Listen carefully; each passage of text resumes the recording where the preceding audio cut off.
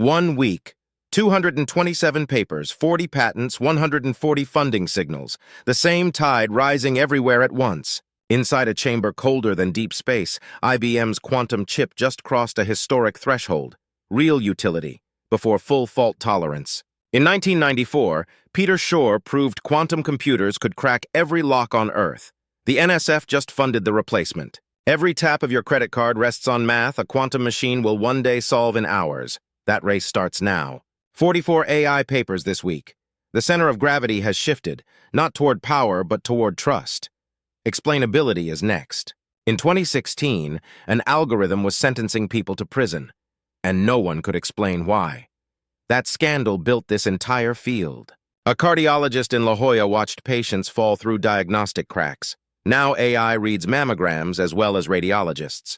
Conservationists are counting bees by the sound of their wings, using acoustic tools descended from World War II radar tech. Training a single large language model costs as much energy as 5 cars over their lifetimes. Federal research just made it a priority. Drones are flying into classified airspace. The U.S. is now funding cybersecurity research specifically for unmanned aerial systems.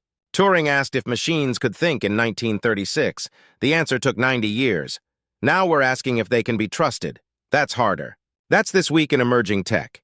Subscribe to KPsphere. We do this every single week, plus daily deep research that goes way deeper.